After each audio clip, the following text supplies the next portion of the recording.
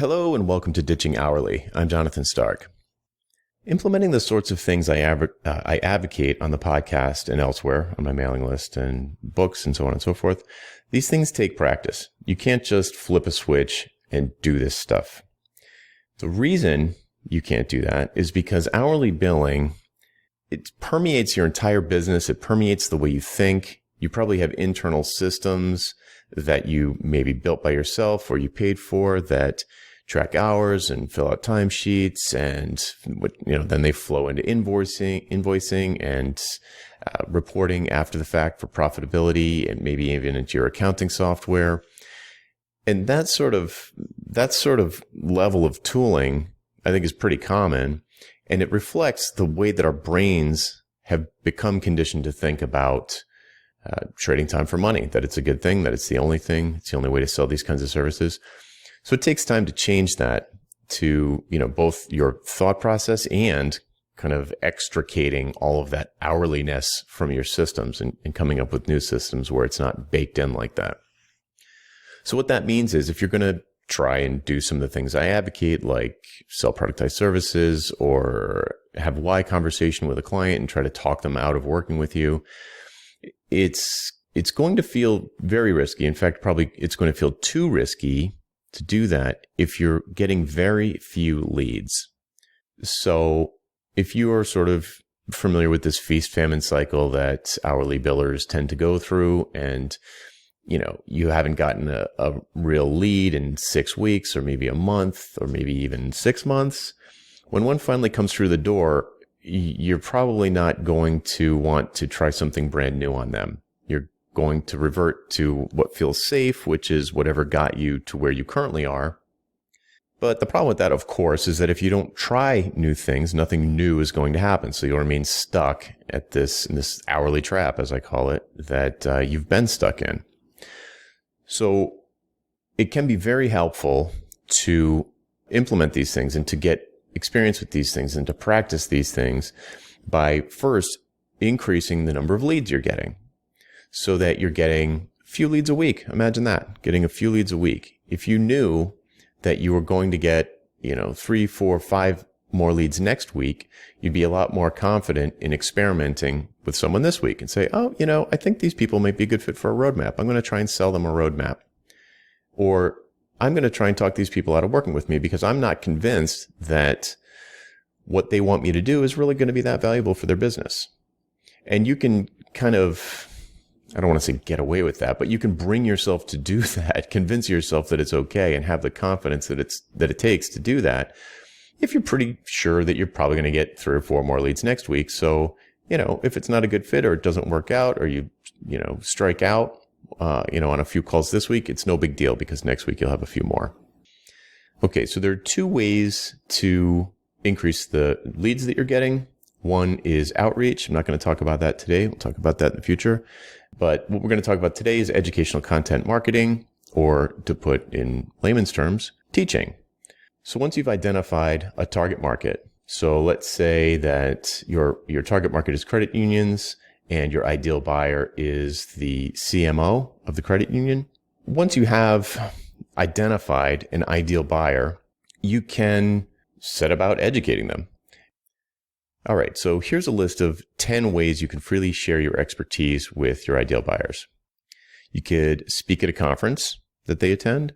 You could guest on someone else's podcast that they listen to. You could guest blog for a website that they frequently read. You could write for a magazine or a periodical, maybe even get a column in a magazine or a periodical that is specific to your industry or their industry. You could build relationships with people who are already trusted by your ideal buyers.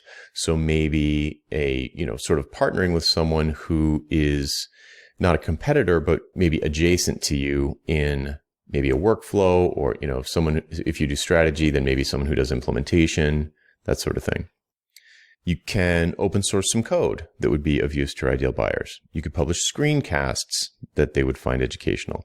You could publish your own podcast if that's something that you feel comfortable doing. You could host a webinar or a webinar series, or you could do monthly webinars or every other month where you invite in people who are in your target market who would be perfect for you, and just to educate them.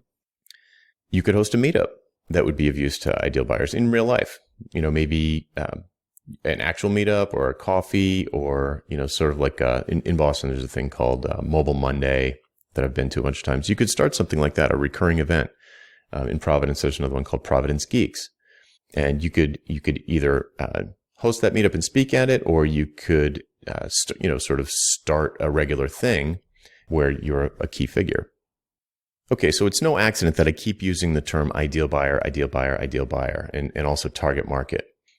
A lot of these things turn into way more work than they're worth, and they don't really amount to much if you're constantly shifting focus from one industry to another, or you have no focus whatsoever, because it's really difficult to deliver value to someone in any of these sorts of contexts without knowing who you're talking to, because you don't know exactly what language to use. You don't know how much shared sort of worldview you have in common, and you don't know exactly which pieces of your expertise are going to be the most valuable to them. This is, I think, as an aside, I think this is where writer's block comes from. So if you've ever been staring at your text editor trying to update your website, you're like, I'm going to write a new homepage, and you just get this wicked case of writer's block. It's almost certainly because you have no idea who you're talking to.